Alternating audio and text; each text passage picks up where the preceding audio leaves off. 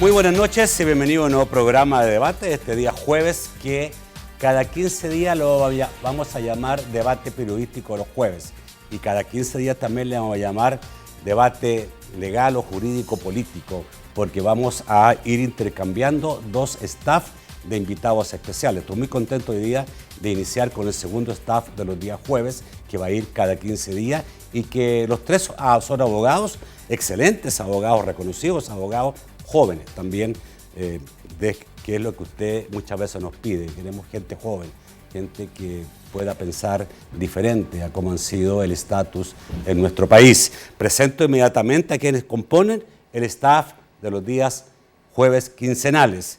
Está con nosotros Humberto Sáenz, presidente del Centro de Estudios Jurídicos. Buenas noches, Humberto. Buenas noches, bienvenido. Nacho. Muchas gracias por la invitación y muy contento de estar en este programa contigo y con mis compañeros Jaime, Eduardo. Un placer. Ustedes a todos lo habrán visto, pero por supuesto, digamos, es gente nueva que está en la opinión pública y eso es importante. También está con nosotros Jaime Campos, actual comisionado del Instituto de Acceso a la Información, uno de los mejores nombramientos que ha habido, creo yo, en los últimos tiempos en el país. Buenas noches, Jaime. Gracias, Nacho. Muy buenas noches a ti y a los amigos Eduardo, Humberto, a todos los amigos televidentes. Muy honrado de estar con ustedes. Muchas gracias por estar con nosotros. Y también está con nosotros Eduardo Escobar, miembro de Acción Ciudadana, y ustedes lo han visto en los últimos tiempos, sobre todo en una lucha importante por lo que son las reformas electorales y cívicas en nuestro país. Buenas noches, Eduardo, bienvenido. Buenas noches, un gusto conformar este panel y estar con mis amigos aquí presentes. Bueno, este es el nuevo staff que tenemos para los días jueves, y realmente me place mucho tener este equipo y haber logrado que los tres van a estar con ustedes cada 15 días. Vamos a saludar, por supuesto, a quien hace posible este primer segmento de debate, la Central de Seguros y Fianzas. Durante 30 años hemos consolidado nuestro liderazgo en fianzas. Somos expertos en seguro de personas, seguro de daños, fianza segura. Nuestro servicio es de calidad, ágil y oportuno. Alcancemos juntos nuestras metas, porque los salvadoreños no nos dejamos vencer. 3 décadas de desarrollo. La Central de Seguros y Fianzas. Por 30 años, su centro de confianza. Bueno, no puedo dejar de preguntarle a este staff qué le ha parecido la aprobación del presupuesto hecho ocurrido el día de ayer. Hay que decir que ayer se aprobó un presupuesto muy parecido a cómo se aprobaban los presupuestos en el último tiempo, pero políticamente se había planteado que en esta oportunidad debía ser aprobado un presupuesto financiado y acabar ya con unas malas prácticas que se dieron por muchísimos años en nuestro país. Creo que también hay algunos fallos de la Sala Constitucional que obligan a algunas cosas. Por ejemplo, creo que voy a recordar solo un fallo que señala que no pueden haber aprobación de leyes sin financiamiento previo o sin financiamiento. No estoy tan seguro que eso sea así, pero creo que fue parte de una sentencia. Entonces, la primera pregunta que les quiero hacer, y viendo la reacción que tuvo el partido Arena, que no votó por esta aprobación del presupuesto, es que va a recurrir a la Sala de lo Constitucional. Y va a recurrir, de acuerdo a las palabras de su presidente, porque el presupuesto está desfinanciado y no cumple con los requisitos de ley. ¿A tu juicio, Humberto, es así? Sí, Nacho, aunque yo quisiera comenzar destacando o reiterando lo que tú mencionabas, y es que es cierto que tenemos un problema ahora con el presupuesto, pero también es cierto que es un problema que se ha venido presentando en los últimos, al menos en los últimos 10 años. Y también es cierto que se trata de una práctica muy mala que ojalá termine pronto. De ahí a mí sí me parece importante que ya sea el Partido Arena o otras instituciones, incluso algunas organizaciones de la sociedad civil, comencemos a exigir que esa práctica mala, indebida, cese, que no tengamos este mismo problema en el año 2018. Hoy, independientemente del recurso que puede incorporarse o de los recursos que pueden incorporarse, creo que va a ser muy difícil que el presupuesto ya aprobado deje de aplicarse, sobre todo porque la única alternativa sería continuar aplicando el presupuesto de 2016, que tiene exactamente el mismo problema que tiene el presupuesto de 2017. Es un presupuesto desfinanciado, es un presupuesto que no cumple con los requisitos legales y constitucionales. Eso no desdice el hecho de que se ha vuelto a incumplir la ley. Eso no desdice el hecho de que se ha vuelto a incumplir con la Constitución. En efecto, el artículo 226 de la Constitución es clarísimo y establece que el órgano ejecutivo, si bien es cierto, tiene la dirección de las finanzas públicas, dice, está especialmente obligado a conservar el equilibrio del presupuesto. Y de esa especial obligación que establece el artículo 226 devienen muchos principios que han sido reconocidos por la ley y que han sido desarrollados por la jurisprudencia constitucional, como tú mencionabas. En el caso de estos principios, la Ley Orgánica de Administración del Estado, el artículo 22 de esa ley, señala que todo presupuesto debe tener características como de universalidad, es decir, que toda la actividad financiera debe estar ahí.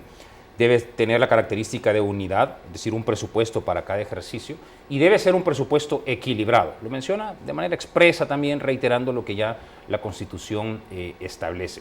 Este mismo requisito lo venimos a encontrar en la reciente ley, una ley que tiene un nombre muy largo, por cierto, a mí se me olvida, la Ley de Responsabilidad Fiscal para la Sostenibilidad de las Finanzas Públicas y el Desarrollo Social. Ojalá empiecen a hacer leyes con nombres menos rimbombantes que ese.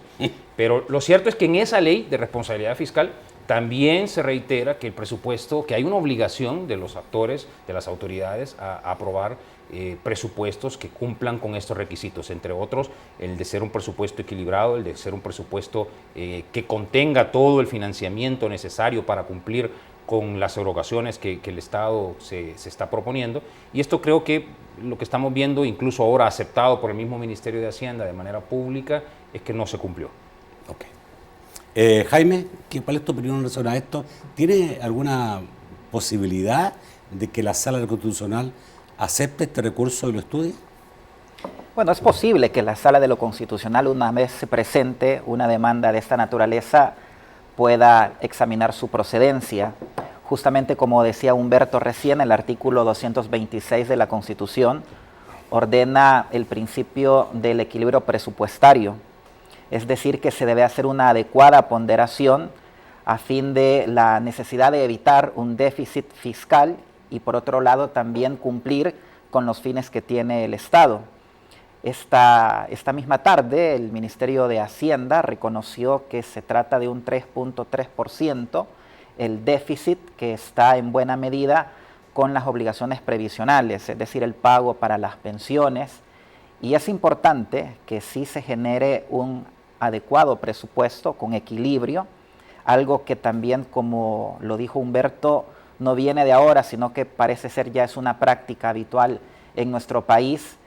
Yo creo que sí se debe todavía hacer esfuerzos para llegar a un acuerdo fiscal. Creo que la decisión que se comunicó esta tarde por Arena de no seguir en las mesas que debaten el asunto fiscal, creo que no es tampoco un buen mensaje.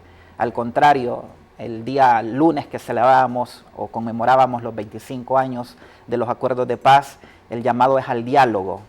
Y si bien es cierto, también la Constitución habla de la posibilidad de la deuda flotante, es decir, que se pueda ir subsanando en el ejercicio fiscal cualquier déficit, lo importante es que los actores principales, en este caso las fuerzas políticas, puedan llegar a un acuerdo. Lo cierto es que ante el anuncio que ha hecho esta tarde Arena de presentar una demanda de inconstitucionalidad, que todavía no se sabe cuándo, la Sala tiene la posibilidad de poder examinar si el presupuesto para el año 2017 cumple o no con el equilibrio presupuestario. El dejar partidas abiertas, ¿es un cumplimiento? Porque en un caso se dejó una partida abierta solo de $1.000. Eso es, no sé, una forma de darle vuelta a la ley y decir si está... A mí me parece una burla, honestamente, ¿Ah, sí? Y de muy mal gusto que se haya hecho de esa manera. ¿A ti? Bueno, en efecto parece ser una salida legal de último momento que se dio. Salida legal, ¿le ves Evidentemente. ¿le ves evidencias legales? Mira, porque aquí lo que se dice es que parte del acuerdo fiscal puede ser en el futuro, es decir, en todo este año poder negociar de dónde financiar. Y ya se sabe que, por ejemplo, con el pago de las obligaciones previsionales es deuda. Entonces vamos al problema del refinanciamiento con misma deuda. Esa es la salida que igualmente está contemplada. Correcto. Eduardo, ¿cuál es tu opinión en relación a esta posibilidad de que prospere un recurso en la Sala? Bueno, en primer lugar creo yo que quiero remarcar algo de lo que decían mis colegas. el tema de que es un vicio crónico el que estamos enfrentando. Encontré una jurisprudencia de la Sala de lo Constitucional, el recurso, la sentencia 498. En este caso, el presidente de la República de aquel entonces dijo de que eventualmente... ¿De cuánto es esa 98. 98. 98. Era el presidente Calderón Sol. Sí, entonces, claro. en el informe que dio a la Sala de lo Constitucional, cuando se le pidió, dice, eventualmente cabe la posibilidad de formular un presupuesto desequilibrado cuando los fines del Estado no puedan conseguirse de otra manera. O sea, ya estaba reconociendo en el 98 Armando Calderón. que había un presupuesto desfinanciado, pero decía que era para conseguir los fines estatales. En esa medida, la Sala de lo Constitucional en aquel momento lo que dijo es que la relación entre ingresos y egresos no corresponderá a una ecuación matemática. O sea, la Sala en aquel momento dijo, bueno, no era inconstitucional el que hubiera un presupuesto desfinanciado en aquel momento. Estamos hablando de 98. Ahora, digo esto porque se ha mencionado que es algo crónico, o sea, esto no es nuevo, esto no ha pasado recientemente, sino que tenemos este antecedente, no sé si será el más antiguo que hay, pero es un antecedente importante. Ahora, con la demanda, creo yo que es aventurado en este momento opinar sobre ella si no se ha elaborado, si no se ha presentado, no sabemos cuáles van a ser los parámetros de control que va a someter a la Sala de lo Constitucional el Partido de Arena. ¿Esta sala ha tenido alguna referencia al tema? Tiene creo que una o dos sentencias. Que la de leyes la de las partidas, que llegaba a la partida secreta, Ajá. las transferencias. ¿Ya? Entonces, pero lo que quiero... ¿Y la otra cuál es? Creo que solo es esa, en esta sala, pero hay como... Pero también está, a mí me lo han dicho, no estoy seguro, que hay una ley también, o un fallo de la sala que determina que las leyes no pueden hacerse sin tener financiamiento. No, claro, o sea, pero lo que quiero señalar es que en este momento creo que lo más oportuno es referirse a la constitucionalidad del acto de producción legislativa, o sea, el decreto, si eso es constitucional o no, más allá si se pueda presentar una demanda por parte del Partido Arena. Y en esa medida, creo yo que es importante tener en consideración que pueden haber vicios de forma o de fondo en la aprobación del presupuesto. En este caso, los de forma están referidos al proceso de formulación del presupuesto. Las etapas que en este caso pueden tener tiene que ver con el momento de la elaboración, la aprobación y luego la ejecución. Y en este caso, por lo que se está mencionando y por lo que uno puede tener en consideración, puede que exista ese vicio que ya se mencionaba, que ya lo mencionaban ustedes, en cuanto a que la Constitución, el 226 y el 227 exigen que sea un presupuesto balanceado.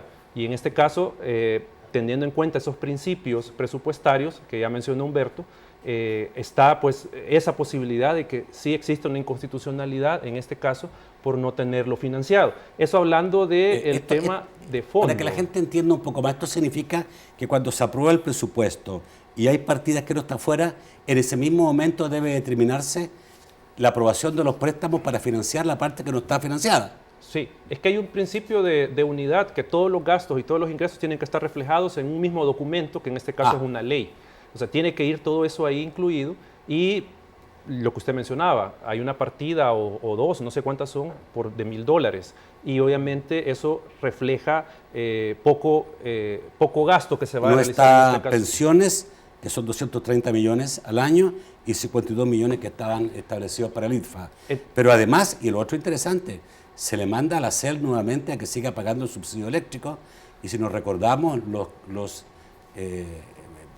enojos, las molestias del presidente de la CEL, porque dice que la CEL, en la medida que pague el subsidio eléctrico, deja de invertir. Claro. Y en esa medida es que considero que puede haber vulneración al principio de universalidad. Eso obviamente la sala lo tendría que determinar, porque no están incluidos todos los gastos y todos los ingresos que el Estado va a obtener.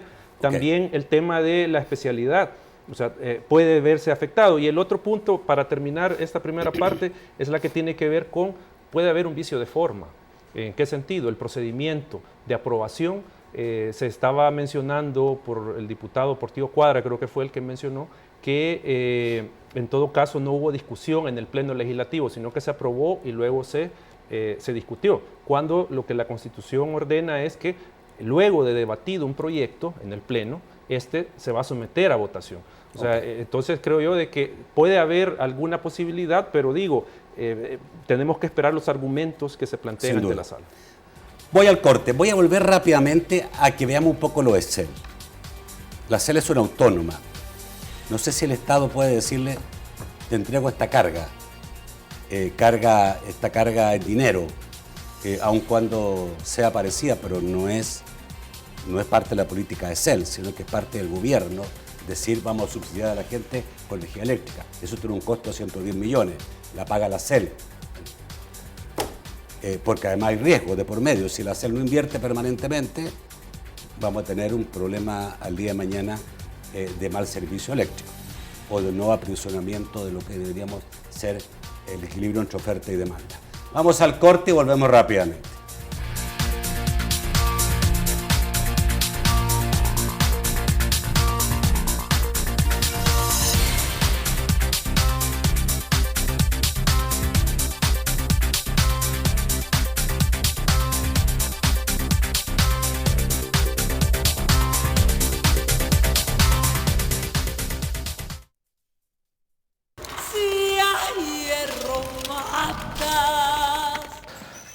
¿Y esto?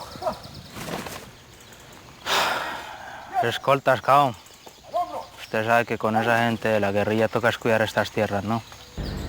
Lo que sí le tengo, don Gonzalo, son todos los datos de la periodista hasta que retuvimos, pero que me tocó soltar porque es que me llamaron de Neiva para soltarla y pues me tocó soltarla. Y ella tenía esto, don Gonzalo. Mire.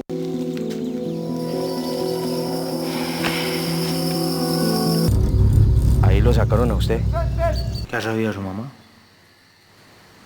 Pues nada. Sí, yo tampoco. Yo tampoco he escuchado que su mamá haya hecho algo. Es más, yo creería que si ella dice algo y abre ese pico, pues dice que esa mercancía es de ella. Estamos contentos todos, incluso usted. Alias El Mexicano.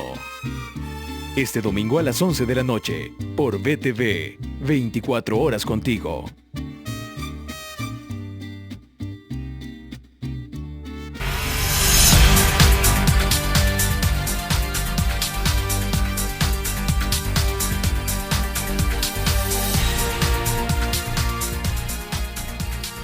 Voy a dar lectura a un mensaje que me acaba de mandar el diputado René Portillo Cuadra, a quien le agradecemos la audiencia esta noche. Dice que la inconstitucionalidad del presupuesto no solo es por razones de desequilibrio, sino que porque primero se sometió a votación y luego se abrió el debate. Y ahí han habido algunos fallos de la sala en este sentido, ¿no? Una cuestión de forma. Sí, la sala ha abordado muchas veces estos temas. Aun cuando hoy día la diputada Norma Guevara decía, y Lorena Piña también, de que esto ha pasado mucho tiempo en la Comisión de Hacienda, discutiéndose, y que todos han tenido acceso a esa discusión. Es probable, sí. No, bueno, de hecho ha pasado, ¿verdad? No sé si es lo mismo comisión que pleno. No, sin duda alguna que no. El debate debe generarse posteriormente en el pleno legislativo. La comisión lo único que hace es mandar un dictamen favorable para la aprobación de una ley, pero no aprueba la ley. O sea, la ley la aprueba el pleno. De hecho, por lo tanto, digamos, ahí pudiera haber un argumento quizás más fuerte que... De hecho, un poco extraño que ayer en la mañana, a mediados de la mañana, todavía el presidente de la Asamblea Legislativa había dicho que no había tenido acceso a ese dictamen favorable de la comisión, que por lo tanto no lo había analizado. Y bueno, cuesta entender que un dictamen sobre un tema tan difícil como el presupuesto de la Nación pueda digerirse en menos de un día y que por la tarde-noche esté siendo aprobado.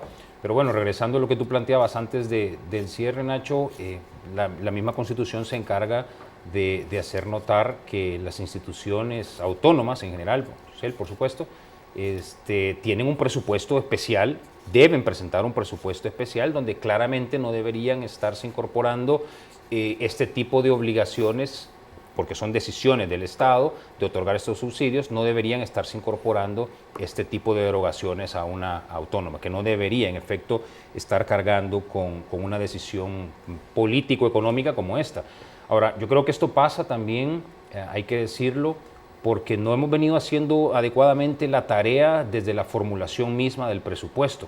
A estas alturas, a esta fecha, el Consejo de Ministros, que no sé si funciona, pero el Consejo de Ministros debería estar elaborando la política presupuestaria del año 2018. Esa debería estar siendo una de sus tareas, para que a partir de esa política presupuestaria que elabora el Consejo de Ministros para el año 2018 empiecen todas las instituciones a hacer sus requerimientos a la Dirección General del Presupuesto, por supuesto a mitad de año o en septiembre, fecha septiembre, última. No, las instituciones mucho antes. El Ministerio de Hacienda en septiembre. Para llegar a Hacienda, para que Hacienda entonces en el último tercio del año pueda estar presentando esto de nuevo al Consejo de Ministros y el Consejo de Ministros a la Asamblea Legislativa. Eso es una tarea que estoy seguro que no se está haciendo. De hecho, el comunicado que vimos ahora del Ministerio de Hacienda, en donde justifica la aprobación del presupuesto y en donde reconoce que el mismo está desfinanciado, pues lo que deja entrever es que, como se ha venido haciendo, se trata de una actividad en donde se han venido apagando incendios, ¿verdad? Y en donde, ante las necesidades, ante la coyuntura que se va presentando, pues se va viendo de dónde se toman algunas cosas y cómo se crean o se inventan algunas figuras hasta llegar a supuestos como el que hemos visto ahora, de asignarle a una partida apenas $1,000 cuando todos sabemos que se trata de una partida que requiere de muchos fondos, ¿verdad? CEL. Mira, está claro, antes de hablar del caso específico de CEL como entidad autónoma, por lo dicho por el diputado Portillo Cuadra, que habrían tanto razones de forma como de fondo para pedir una eventual inconstitucionalidad sobre el presupuesto recién aprobado. Igual recuerdo el precedente que Eduardo menciona ya por el año de 1998. Se hicieron alugar a los argumentos de Presidencia de la República y, entre otras cosas, se reconoció como un criterio de prudencia el hecho de que el impacto que puede llegar a tener una declaratoria de inconstitucionalidad sobre el presupuesto general de la Nación. Se hablaba también de evitar un tipo de juicio muy cabalístico, es decir, porque la ponderación entre los ingresos y egresos indudablemente corresponden al órgano ejecutivo, en este caso en el ramo de Hacienda, y difícilmente esa tarea pueda hacerse a partir de los estrados judiciales. Al menos ese fue el criterio que se tuvo allá por el año de 1998. En el caso de CEL está claro, ¿verdad?, que tiene una independencia administrativa, una autonomía administrativa y también financiera, que tiene un presupuesto especial para cumplir sus propias finalidades y no las de otro tipo. Me llamó la atención también ahora en la conferencia de prensa que se dio en la tarde por parte del partido Arena. Hablaron de dos cosas respecto del presupuesto. Bueno, poca honradez se dijo, poca transparencia y además que en el país no ha existido austeridad. Creo que si bien es cierto el problema es crónico y de vieja data, creo que es importante que los actores políticos sí tengan muy presente a la hora de elaborar los presupuestos tanto la transparencia como la austeridad. Ahora, yo tengo la impresión que los diputados leen poco, porque hasta hoy estaba diciendo algunos diputados de Arena, miren, $10,000 para acá, otros 10,000 para allá, otros 50 para acá, otros. Como que hoy se estaban dando cuenta, sobre todo, todas las partidas que surgen, esas partidas pequeñas, que al sumarlas, suman mucho, que van a ONG, incluso a universidades, no a la Universidad Nacional, claro, a universidades, etcétera, etcétera. Porque la Universidad Nacional va dentro de una partida específica, pero después va a universidades privadas. Así es. Ok. Bueno, yo con el caso de CEL, lo único que quiero mencionar son dos cosas. En primer lugar, los principios presupuestarios se ha reconocido en la doctrina que pueden ser muy flexibles, o sea, se pueden flexibilizar y no pueden ser tan rígidos como hasta hace un par de años se consideraba, ¿verdad? Y en esa medida podría caber la posibilidad de que en este caso el presupuesto de CEL pueda ser utilizado alguna parte de él para financiar otras actividades. O sea, al final recordemos que todo va a una caja única, que hay un principio presupuestario de caja única, donde todos los ingresos llegan al presupuesto, llegan para el presupuesto general de la Nación. Eso quiero mencionar. Y lo otro es que creo yo de que habría que tener también, ya como lo decía Jaime, cierta prudencia en la inconstitucionalidad que se pueda presentar. ¿En qué sentido? Si se presenta podría alterar o afectar la inversión pública, que ya estaba pues, de alguna manera afectada. Y no estoy diciendo de que estoy de acuerdo en que se haya aprobado un presupuesto desfinanciado, no quiero decir eso, sino que el cuidado en todo caso es plantear una inconstitucionalidad de aquellos rubros presupuestarios que están desfinanciados o que no están. O sea, no de todo el presupuesto. No de todo el presupuesto. Y ahí vuelvo a remitirme a la inconstitucionalidad 498, que en este caso declaró inconstitucional parcialmente el presupuesto. Hubo una parte del presupuesto que pero se declaró esto es inconstitucional. al final un juego político. Claro. Porque si pasa lo que tú dices y dice la sala determina no está financiado y tiene que financiarse las pensiones que son 230 millones al año, entonces está obligado Arena a votar. Y Arena no quiere votar. Pues sí, es que al Ahí final, también hay un juego político. Sí, digamos, si nos salimos del tema meramente legal y Sí, jurídico, entramos ya al campo del debate político. O sea, al final, a cambio de qué se van a dar los votos y por qué se van a dar los votos. O sea, y ahí hay otro tipo de valoraciones que obviamente escapan al análisis jurídico. Pues, pero en todo caso... Pero que ustedes igual pueden hacerse claro, como buenos ciudadanos. Pero lo que yo quiero decir es que es delicado plantear una inconstitucionalidad contra el presupuesto. Ya habían inconstitucionalidades antes contra el presupuesto, si no mal recuerdo, una fue por Chafik Handal planteada y otro diputado del FMLN, pero insisto, habría que ver cuáles son las partidas presupuestarias que no tienen financiamiento, como por ejemplo esa de los $1,000, que no me recuerdo de qué era, pero por ejemplo esa se puede impugnar por inconstitucional, o sea, sin tampoco afectar el desempeño de las instituciones estatales que ya tienen un presupuesto asignado y una planificación para la ejecución de ese presupuesto. Sí, es delicado, pero sí creo que debe hacerse, honestamente, y si no lo hace el Partido Arena, que debe plantearse lo va a la hacer, demanda. yo creo que sí debe. Pero tampoco te gustaría que la sala terminara estableciendo no hay presupuesto. ¿Cómo se llama esa medida que se toma cuando las se medidas modulación? Pero es lo que yo una decía. medida cautelar? Yo ¿Que lo suspendería? Lo que decía antes, que yo veo muy difícil ese escenario en donde la sala con una medida cautelar llega a dictaminar que el presupuesto aprobado no va a implementarse o no va a ponerse en vigor. Lo veo difícil porque la única opción que quedaría entonces de conformidad a la ley es aplicar el presupuesto del año 2016, que tiene exactamente el mismo problema. Entonces no veo a la sala haciendo eso. Mi estimado Pero sí, amigo, perdón Nacho, sí creo que debe hacerse, porque sí siento que debe mandarse un mensaje importante y sentarse un precedente importante para que esta irregularidad no se siga repitiendo. el diputado Vargas, también de Arena, acaba de escribir y dice fraude a la Constitución, no poner deuda y evitar mayoría calificada. Eso también es otro de los argumentos que en aquel momento también, antes, 2003, 2002, se hablaba también del presupuesto que se aprobaba con 43 votos. Y esa es otra sentencia de la sala, Nacho. El que si se aprobaba el presupuesto, iba desfinanciado y se iba a financiar con deuda, tenía que ser aprobada por mayoría calificada, porque no se hacía con mayoría calificada. Se hacía con 43 votos la aprobación de la deuda para financiar el presupuesto. Y el FMLN siempre se opuso a eso. Y si no mal recuerdo, presentó una demanda en ese sentido. Creo que la primera vez fue en el gobierno de Tony Saca. Si no me recuerdo en cuál gobierno fue, pero ya había pasado. O sea, porque al final hacen fraude, como bien lo dice el diputado, hacen fraude a la Constitución al estar aprobando un presupuesto sin financiamiento por 43 votos, cuando debería de ser por mayoría calificada. Jaime. Sí, básicamente la idea es esa. El financiamiento se logra partir de mayoría calificada, aunque la aprobación del presupuesto con 43 votos, que fue lo que pasó esta semana con voto de 49, creo que al final fueron los diputados que aprobaron el presupuesto. La verdad que el tema es muy complejo. Yo llamo siempre a la prudencia en este tipo de casos. Si bien puede admitirse una demanda de inconstitucionalidad, una medida cautelar vendría prácticamente a dejarnos el mismo problema. Sí es bueno que de aquí en adelante haya ese orden en las finanzas públicas, es indudable, pero eso se va a lograr a partir de acuerdos en mesas fiscales y por lo tanto el llamado es a no dejarlas. ¿Sí sería conveniente que la sala quizás fijara un precedente a futuro?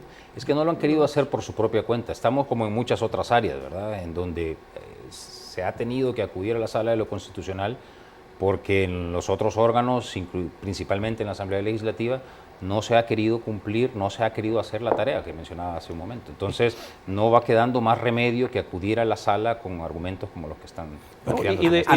Y de hecho, ya las sentencias tienen contemplado muchos de los elementos que aquí hemos dicho. O sea, ya la sala ha expresado que tiene que ser un presupuesto equilibrado, ya lo ha dicho en sentencias que ha pronunciado sobre el tema del presupuesto. O sea, no es, digamos, que vamos a inventar la limonada, sino que ya hay jurisprudencia que aborda el tema del equilibrio del presupuesto. Al menos un proceso de inconstitucionalidad sí lo tiene. A mí me quise dando vuelta lo de ANDA porque yo no estoy seguro si legalmente... CEL, perdón. ¿Puede el gobierno a una autónoma entregarle deuda que no le ha provocado a la autónoma? Yo pienso que no. O sea, puede sacar de ahí dinero porque es parte del Estado, Claro. pero entregarle deuda que no es de la autónoma, yo no sé si eso el día de mañana le puede pasar a CEL, a cualquier otra autónoma. Entonces, ¿cuál es la autonomía? Claro, debe existir una autonomía presupuestaria y para mí esa autonomía presupuestaria implica que la institución autónoma se haga cargo de sus propios gastos, de sus propios costos, Claro. de sus propias erogaciones, no de erogaciones, en este caso, del órgano ejecutivo, de una decisión que está tomando el órgano ejecutivo, buena o mala, de otorgar un subsidio. Claro. Bueno, vamos al corte, volvemos rápidamente. En el próximo bloque quiero preguntarle a mis invitados en relación a estos nuevos acuerdos de paz que se hablan. Siempre es importante entender qué sustentación legal pueden tener estas instancias. Yo no estoy tan seguro cuando se produjo el acuerdo de paz hace 25 años, cómo se soportó. Me imagino que había una tuición de la Asamblea Legislativa, pero ya he escuchado decir a diputados, ojo, que una instancia como la que se quiere crear no puede suplantar el papel de la Asamblea Legislativa. Vamos al corte, ya volvemos.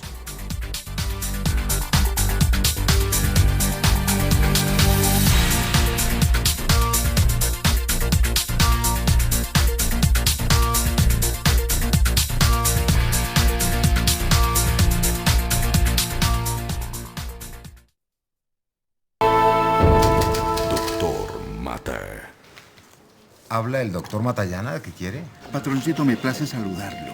Si está muy ocupado, puedo llamarlo después.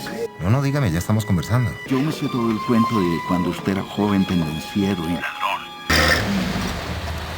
Y entonces este señor Buitrago dice que yo trabajé en los juzgados hace muchos años. Sí, señor, y no solo eso. Él dice que fue el director de la cárcel en esos tiempos. Estamos indagando en el pasado de Matallana. Yo lo conocí muy bien.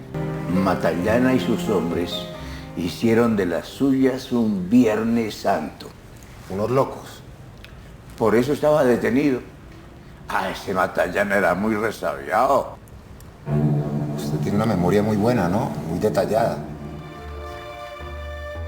Doctor Mata, este sábado a las 10 de la noche por BTV, 24 horas contigo.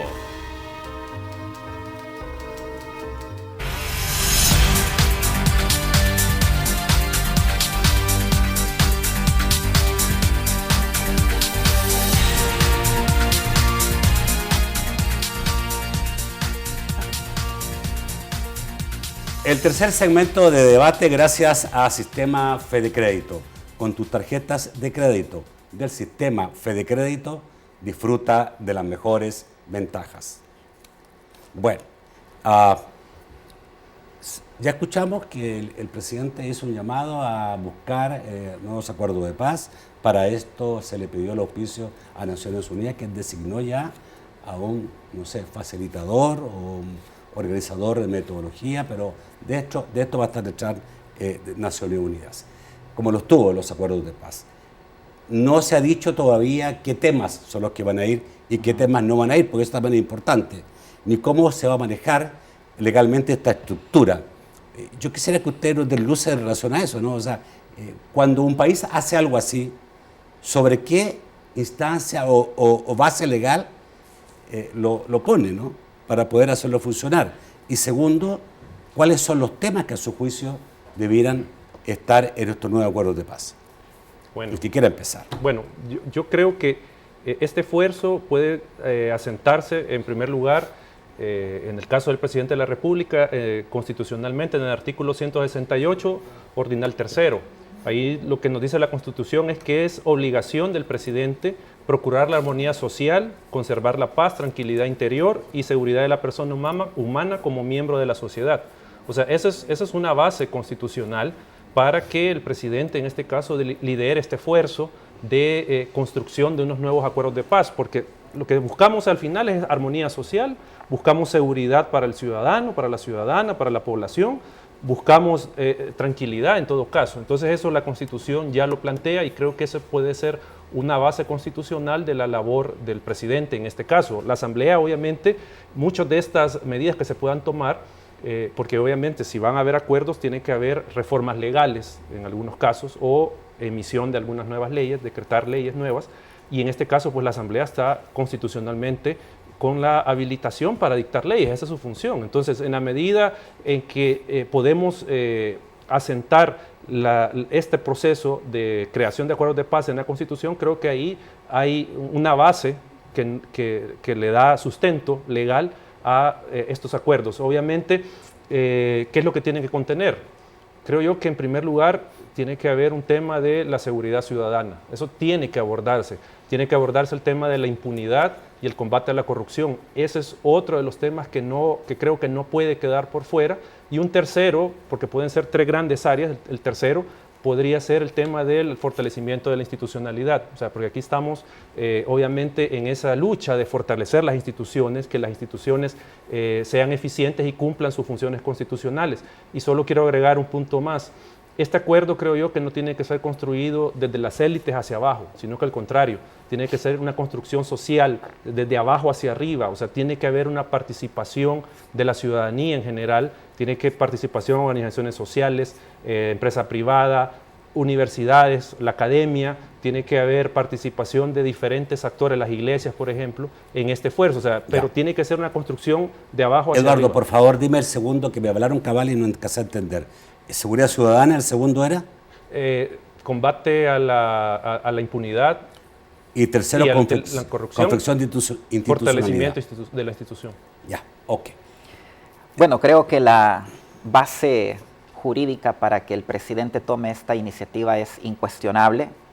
Creo que es de reconocer esto como un gesto de humildad, como así lo señaló la ex embajadora Mari Carmen Aponte, hoy secretaria adjunta en funciones para el hemisferio occidental del Departamento de Estado de Estados Unidos, y que llama también a la humildad de todos los actores para poderse sentar en una mesa a dialogar y a llegar a acuerdos concretos. La encuesta de la UCA, muy reciente, creo que nos da luces de cómo la ciudadanía en general percibe los frutos de los acuerdos de paz. Hace 25 años, gracias a esos acuerdos de paz, se logró la tan ansiada paz, silenciando la guerra, pero en 25 años han pasado tantas cosas y ya se comenzaron a colocar algunos temas en la agenda. Uno de estos es lo que mencionaba Eduardo respecto de la seguridad, que es un tema primordial. Acompañaría también el desarrollo económico y social, algo que se dejó de lado en los acuerdos de paz de allá de 1992. Y le agregaría, al igual como lo sostiene Eduardo, también el fortalecimiento institucional. Hay que pensar también si el actual sistema político de los partidos políticos es el más adecuado, pensar también en reformas a la Constitución. Creo que no podemos dejar de ser un país que no tenga mecanismos de consulta directa o popular como un plebiscito, un referendo. Creo que habría que plantear estas propuestas, por lo menos discutirlas y analizarlas con una amplia participación de diferentes sectores. Está claro que aquí no solamente son los actores políticos. De hecho, en la encuesta de la UCA se dice que los partidos políticos son de las instituciones más desprestigiadas. Entonces es necesario que involucre al sector privado, a la empresa, a las organizaciones no gubernamentales, a la academia. Es importante porque hay acuerdos que se dejaron, que no se tomaron durante 25 años y que ahora la población sufre las consecuencias. Humberto. Sí, a mí esto de hablar de nuevos acuerdos de paz, ese apellido no me gusta mucho, no me termina de sonar bien la idea, mucho menos cuando a esto se le acompañan expresiones como que estamos en un momento de una refundación del Estado. Creo que hay que ser claros en hacer notar que son dos momentos históricos completamente diferentes. ¿Acuerdos políticos le llamarías tú? Son acuerdos políticos que deben adoptarse, sin duda alguna. acuerdos de gobernabilidad, le llamaba alguien ahora en un periódico, que me parece bien, ¿verdad? Que es importante atender ese llamado. Importante atender el llamado, pero también, más que humildad, a mí no deja de darme, tengo que decirlo con toda claridad, no deja de darme un poco de vergüenza que tengamos que acudir a este mecanismo, y voy a explicar por qué. Y no hablo de vergüenza ajena, sino de vergüenza propia, y lo digo porque hemos sido incapaces en estos 25 años de ponernos de acuerdo en esa gobernabilidad. Y cuando digo hemos, nos incluimos todos, porque nosotros los ciudadanos tampoco hemos ejercido el rol que nos corresponde para tener al frente de las instituciones, para tener en el sector político, para tener dentro de las autoridades a personas que puedan dialogar, que puedan negociar y que puedan volver gobernable a nuestro país. Por lo tanto, somos culpables todos y es una vergüenza que tengamos que estar acudiendo a esta ayuda internacional para que a través de la ayuda internacional nos faciliten el ponernos de acuerdo. Eso debe darnos pena a todos. Pero bueno, luego de la vergüenza debe agradecerse el gesto, sin duda alguna, y hay que agradecer que existe este ofrecimiento gestado, que se gestó a través, entiendo yo, del órgano ejecutivo y concretamente del ministro de Relaciones Exteriores, por lo menos ese es mi entendimiento. Esto hay que agradecerlo y hay que aprovecharlo, sin duda alguna. No he creído escuchar hasta el momento, puedo estar equivocado, pero no he creído escuchar hasta el momento una negativa a participar en este foro que pretende abrirse con todos estos temas que ya ha mencionado Eduardo y Jaime, y que creo que son importantes, algunos de ellos que hay que en realidad retomarlos, porque no es tan cierto que no fueron previstos. Para el caso de los temas sociales y económicos, es cierto que los acuerdos de paz no pretendieron solucionar o no pretendieron dar una plataforma específica en los temas sociales y económicos, pero sí crearon el organismo o el mecanismo que iba a ser el encargado de velar por este desarrollo social y económico, que era el famoso Foro de Concertación Social y Económica, que era parte de los acuerdos de paz y que en algún momento, por visiones obtusas que tuvieron en aquel entonces las personas al frente de este movimiento, al frente de esta institución, pues lo descontinuaron, que pretendía precisamente, ese era uno de sus objetivos, el desarrollar estos factores económicos y sociales. Entonces hay que retomar muchos de los temas, muchas de las tareas que en ese momento quedaron pendientes, pero no llamemos a esto acuerdo de paz, ni mucho menos. Hubo una paz, la firmamos hace 25 años, pusimos fin al conflicto armado, hoy son otros los problemas que tenemos, importantes por supuesto, y ahora no hemos podido... Incluido un problema de paz, pero estos acuerdos no van a solucionar la paz.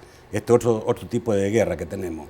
Claro, estamos hablando de delincuencia, okay, correcto. Pero los temas son más o menos los mismos que hablaron antes: seguridad, fortalecimiento institucional, reformas constitucionales, combate a la corrupción, impunidad. Sí, ¿Esas deben ser? Que terminaría en, a lo mejor, bueno, reformas constitucionales, lo que tú decías. Más de esa, más aparte, claro, digamos, de establecer plebiscito o referéndum, hay otras por ahí bastante importantes, quizá una reforma que haga otra corte de cuentas totalmente diferente.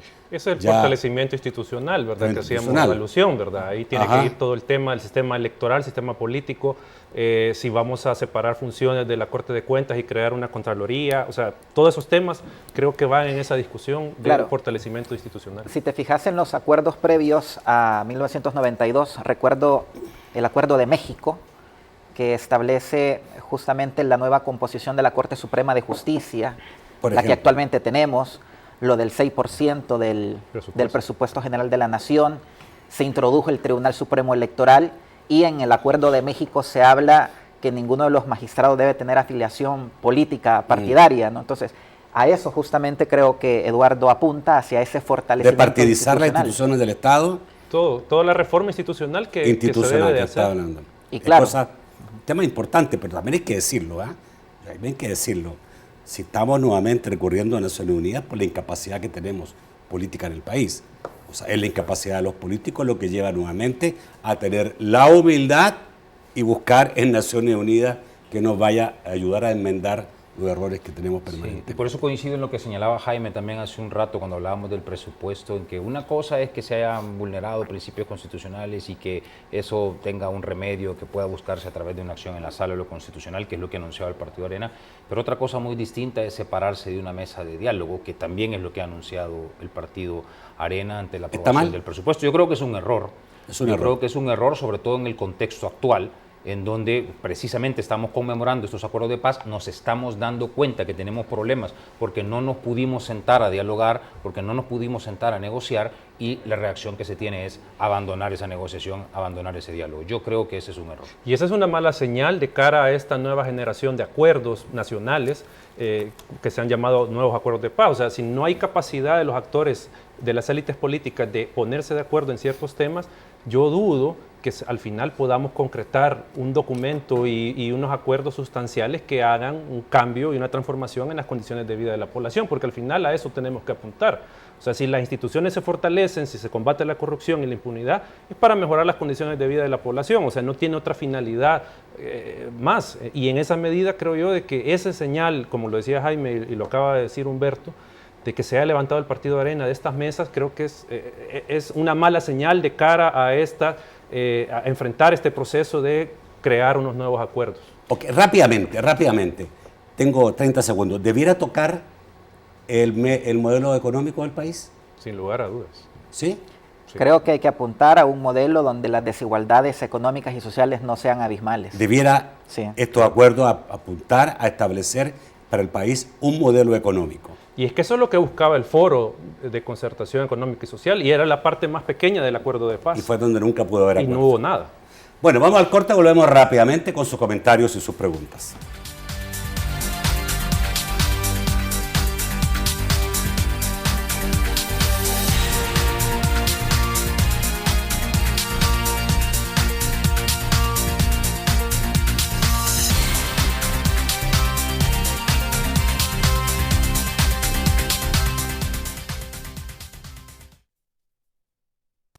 Durante 30 años hemos consolidado nuestro liderazgo en fianzas. Somos expertos en seguro de personas, seguro de daños, fianza segura. Nuestro servicio es de calidad, ágil y oportuno. Alcancemos juntos nuestras metas, porque los salvadoreños no nos dejamos vencer. 3 décadas de desarrollo. La Central de Seguros y Fianzas. Por 30 años, su centro de confianza.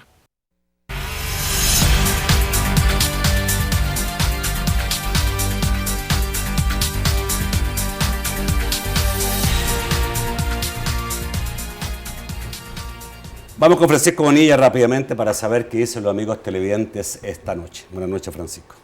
Muy buenas noches, muy buena acogida y también varios mensajes de aliento para este nuevo panel que nos acompaña los días jueves. Entre ellos, Luis Portillo dice, problemas de presupuesto, menos fondos a educación, 50 millones de seguro, etcétera, plantea. Dice Midera Ramos, ¿de qué sirve dialogar? El FMLN no acepta ninguna recomendación que venga de Arena, más polarizados que nunca, afirma José Rafael Castro. Pensamos que si Arena también se aleja del diálogo propuesto por la ONU, ¿frustrará los deseos de progreso en nuestro país?, les pregunta. Miguel Martínez dice y pregunta, ¿creen ustedes que Arena se retira solo del diálogo con el gobierno o también del diálogo propuesto por la ONU? El economista asesor de Funde, Carlos Pérez, dice, no todo va a un mismo fondo. Las empresas públicas tienen su propia administración, son autónomas, afirma. Dice Edgardo Pinto, Arena se retirará de las mesas. ¿No creen que además de afectar al gobierno, Arena se afecta a sí mismo, como partido? Reinaldo Palencia dice, a las pensiones del ISFA se le asignó $1,000, al subsidio de la energía eléctrica se le asignó $100. ¿Qué les parece?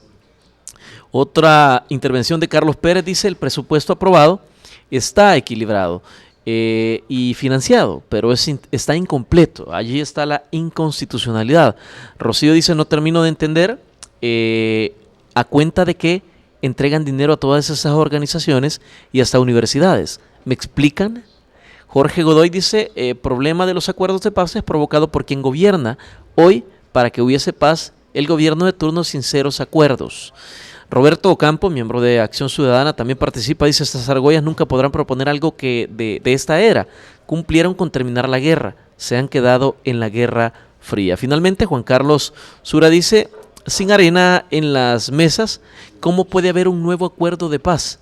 Están negando esa posibilidad, afirma. Vamos al estudio para las respuestas. Bueno, no sé si Juan Carlos Sura estaba planteando que sin arena no hay paz. No me creo que no. No, supongo que no, pero sí asumo que se está refiriendo a este anuncio que ha hecho el Partido Arena de levantarse de las mesas en que ahora se estaban realizando algunas discusiones en materia fiscal, de seguridad, etcétera. Que yo insisto, me parece que es un error, que es un exabrupto que se ha cometido ante la aprobación el día de ayer del presupuesto.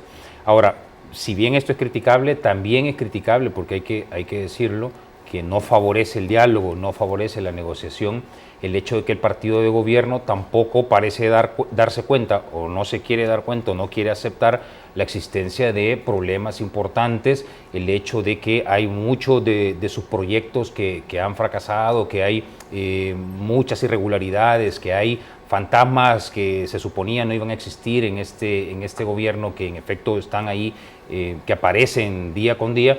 Y si esto no se acepta y si no se parte de esa humildad que mencionaba Jaime, de reconocer la existencia de problemas en la administración de la cosa pública y en los resultados que está teniendo esta administración, pues tampoco se puede negociar, ¿verdad? Entonces, si nos vamos a un escenario en donde queremos que las principales fuerzas políticas, y no solo las fuerzas políticas, pero refiriéndome a ellas concretamente, se sienten a dialogar, pues tiene la otra fuerza que reconocer que hay problemas y que por eso necesitamos dialogar además.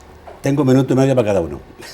Mira, hay grandes enemigos como la inseguridad, la delincuencia, la pobreza, la desigualdad social y económica, y todos los salvadoreños debemos hacer un frente común y sentarnos a dialogar.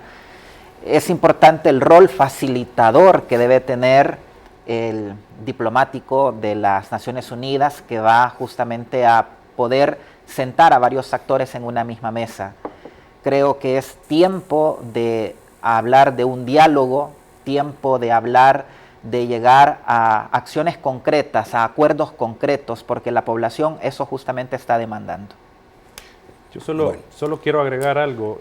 Creo yo que esta oportunidad de crear unos nuevos acuerdos, llamémosle de paz, un pacto de nación, como le queramos llamar, pero una ruta de país, creo que es en realidad un gran desafío para el sector político, o sea, para ver la capacidad de diálogo, para revivir aquel que se tuvo en aquel momento, en el 92, para terminar la guerra. Entonces creo yo que es un momento importante, pero también quiero llegar al punto de que también es el espacio para la ciudadanía, o sea, para que la ciudadanía tenga un papel más protagónico en decidir su futuro, en decidir cómo quiere vivir, porque al final eso es lo que tiene que apuntar, y en esa medida, si bien estamos en una democracia representativa, es decir, de que nosotros elegimos a ciertas personas para que nos representen y tomen este tipo de decisiones, pero eso no implica de que el sistema de democracia representativa no pueda tener la participación más activa de la ciudadanía, en este caso debatiendo y proponiendo acciones o medidas que tienen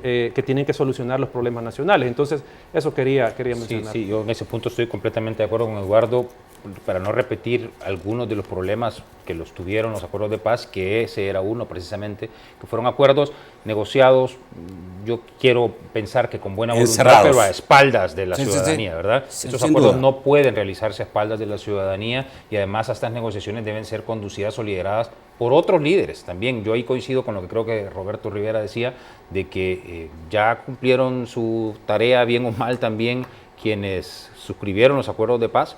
Les corresponde a otras personas, a nuevos liderazgos, y sobre todo en la clase política. Bueno eso, es necesario, no solo bueno, yo creo que es imprescindible. Claro. Yo creo que sería un error que los mismos que firmaron los acuerdos de paz, que los negociadores de los acuerdos de paz, ahora, o las personas que estaban a su alrededor, ahora pretendan ser quienes lideren estos nuevos acuerdos. Hay una cosa parece que es bien importante, y es la manera de operar de estos organismos internacionales, que es la creación de metodologías, porque usted se preguntará, bueno, ¿y qué garantiza de que estos señores políticos del país terminen finalmente haciendo las cosas bien con Naciones Unidas?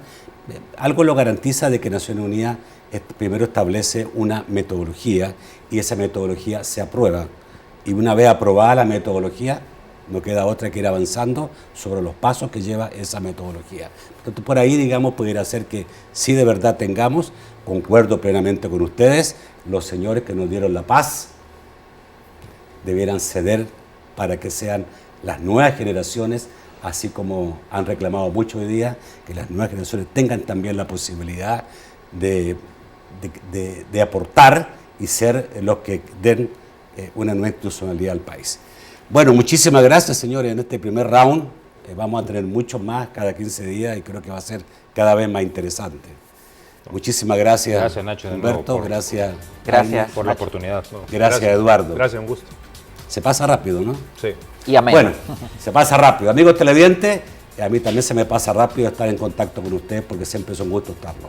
Nos vemos mañana a las 8 de la noche en un nuevo programa de debate. Que pasen muy buenas noches.